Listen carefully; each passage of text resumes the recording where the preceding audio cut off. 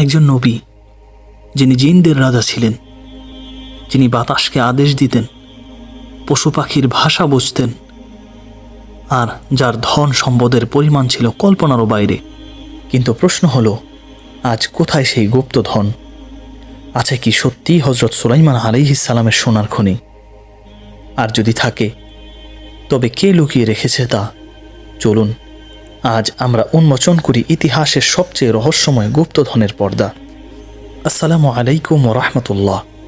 আপনি দেখছেন হিকমাহ ড্রপস, যেখানে আমরা তুলে ধরি ইসলামের ইতিহাস, হিকমাহ ও হারিয়ে যাওয়া সত্যকে। আজকের পর্বে আমরা জানব হজরত সুলাইমান আলাইহিস সালামের গুপ্তধনের রহস্য। এই ভিডিওটি শেষ পর্যন্ত দেখুন, কারণ আপনি এমন কিছু জানতে চলেছেন যা হয়তো আগে কখনো শুনেননি। হজরত সুলাইমান আলাইহিস সালাম ছিলেন এমন এক নবী যাকে আল্লাহ তাআলা দিয়েছিলেন অদ্ভুত সব ক্ষমতা। তিনি জিনদের নিয়ন্ত্রণ করতেন, পশু পাখির ভাষা বুঝতেন, এমনকি বাতাসও তার আদেশ মানত। পবিত্র কুরআনুল কারীমে আল্লাহ তাআলা বলেছেন, বিসমিল্লাহির রহমানির রহিম, ওয়াসাখখারনা লিসুলাইমান আর-রিহা, অর্থাৎ আমরা সুলাইমানের জন্য বাতাসকে বাধ্য করেছিলাম। কিন্তু সবচেয়ে বিস্ময়কর বিষয় ছিল তার অগাধ ধন সম্পদ। জিনদের দিয়ে তিনি তৈরি করাতেন বিশাল প্রাসাদ, মসজিদ, এমনকি পানির নিচে থাকা কাছের মেঝে। তবে প্রশ্ন হলো, এই ধন সম্পদ কোথায় গেল? অনেক ইতিহাসবিদ মনে করেন এই গুপ্তধন আজও লুকিয়ে আছে পৃথিবীর কোনো এক কোণে, বিশেষ করে আফ্রিকার জিম্বাবুয়ে, ওমান, এমনকি ইথিওপিয়া। এই সব জায়গায় পাওয়া গেছে এমন কিছু খনির চিহ্ন যা সুলাইমান আলাইহিস সালামের সময়ের সঙ্গে মিলে যায়। ইসলামী দৃষ্টিকোণ থেকে হজরত সুলাইমান আলাইহিস সালাম এর এই ধন সম্পদ ছিল আল্লাহর পক্ষ থেকে একটি পরীক্ষা। তিনি নিজে কখনো অহংকার করেননি, বরং বলতেন, এটা আমার প্রভুর অনুগ্রহ, হাযা মান ফাদ্দালা রব্বি। তাই আমাদের শিক্ষা হলো, ধন সম্পদ, ক্ষমতা, জ্ঞান সবই আল্লাহর দান।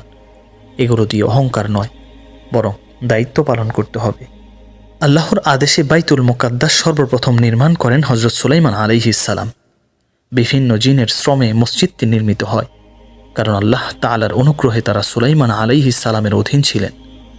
আল্লাহ তাআলা বলেন, আমি সুলাইমানের অধীন করেছি জিনদের কতককে, যারা তার জন্য সমুদ্রের গভীর থেকে মণিমুক্তা তুলে আনার কাজ করত। আমি তাদের নিয়ন্ত্রণ করে রাখতাম। সুলাইমান আলাইহিস সালাম মসজিদের নির্মাণ ও কারুকার্যের সমস্ত মণিমুক্তা ও সোনাদানা খরচ করেন। এসব মণিমুক্তা সেখানে অক্ষত ছিল নবী যুগে। বিষয়টি সাহাবী হুযায়ফা রাদিয়াল্লাহু আনহু এর হাদিস থেকে স্পষ্ট। তিনি বলেন, রাসূল করিম সাল্লাল্লাহু আলাইহি ওয়াসাল্লাম ইরশাদ করেন, বাইতুল মুকাদ্দাস আল্লাহ তাআলার কাছে একটি মর্যাদা সম্পন্ন স্থান। দুনিয়ার সব গৃহের মধ্যে এটি একটি বৈশিষ্ট্যপূর্ণ গৃহ। এটি আল্লাহ তাআলার নির্দেশে সুলাইমান ইবনে দাউদ স্বর্ণ, রৌপ্য, মণি, মুক্তা, ইয়াকুত ও জবরজত দ্বারা নির্মাণ করেছিলেন। সুলাইমান আলাইহিস সালাম যখন নির্মাণ কাজ শুরু করেন, তখন আল্লাহ তাআলা জিনদের তার অজ্ঞাবহ করে দেন। জিনেরা এসব মণিমুক্তা সংগ্রহ করে আনত। সুলাইমান আলাইহিস সালাম এগুলো দ্বারা মসজিদ নির্মাণ করেন। বর্তমানে এইসব স্বর্ণ, রৌপ্য, মণিমুক্তা মসজিদে আকসায় নেই, এগুলো সরিয়ে ফেলা হয়েছে। সুলাইমান আলাইহিস সালাম কর্তৃক মসজিদ নির্মাণের প্রায় 415 বছর পর বখতে নসর নামে এক জালিম শাসক বাইতুল মুকাদ্দাস আক্রমণ করে এবং আগুন লাগিয়ে সমগ্র শহরকে ধ্বংসস্তূপে পরিণত করে। লুট করে নিয়ে যায় সমস্ত স্বর্ণরৌপ্য, সব ইহুদিকে নির্বাসিত করে পাঠিয়ে দেয় বাবেল শহরে। ঘটনাটি কোরআনে বর্ণিত হয়েছে। আল্লাহ তাআলা বলেন, অতঃপর যখন প্রতিশ্রুত সেই প্রথম সময়টি এলো, তখন আমি তোমাদের বিরুদ্ধে পাঠালাম আমার কঠোর যোদ্ধা বান্দাদের। হাদিসে ঘটনাটি বর্ণিত হয়েছে। একবার হুযায়ফা রাদিয়াল্লাহু আনহু রাসূল করিম সাল্লাল্লাহু আলাইহি ওয়াসাল্লামকে জিজ্ঞেস করলেন, হে আল্লাহর রাসূল, মসজিদুল আকসায় রক্ষিত স্বর্ণ রৌপ্য এখন কোথায়? তিনি বললেন, বনী ইসরাইল জাতি যখন আল্লাহর নাফরমানি শুরু করল, গুনাহ ও কুকর্মে লিপ্ত হলো এবং পয়গম্বরদের হত্যা করল, তখন আল্লাহ তাদের উপর বখতে নসরকে চাপিয়ে দিলেন।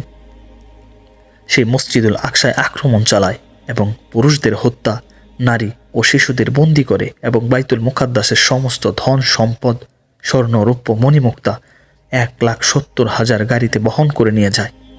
তারপর সেগুলো বাবেল শহরে সংরক্ষণ করে রাখে।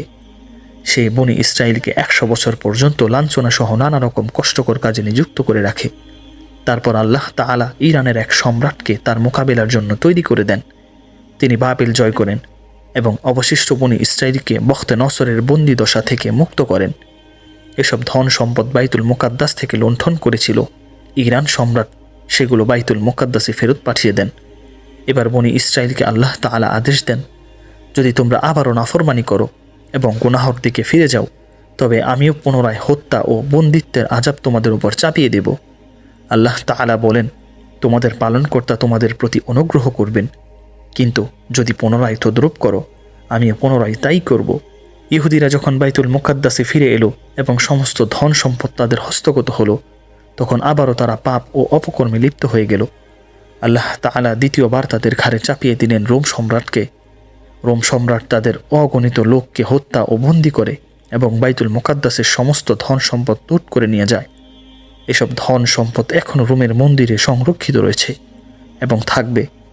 কিয়ামতের আগে মুসলিম উম্মাহর মধ্যে যখন ইমাম মাহদী আলাইহিস সালাম আবির্ভূত হবেন, তখন সমগ্র মুসলিম জাতিকে একত্র করে যুদ্ধে অবতীর্ণ হবেন এবং পুনরায় তিনি ওই সমস্ত ধন সম্পদ 1,70,000 নৌকা বোঝাই করে বাইতুল মুকাদ্দাসে ফিরিয়ে আনবেন।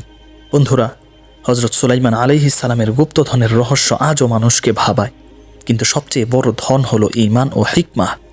আপনি যদি চান এমন আরও ইসলামিক ইতিহাস ও হিকমাহ জানতে, তাহলে ভিডিওটি লাইক করুন, চ্যানেলটি সাবস্ক্রাইব করুন, কমেন্টে লিখুন আপনি কী ভাবেন এই গুপ্তধনের ব্যাপারে।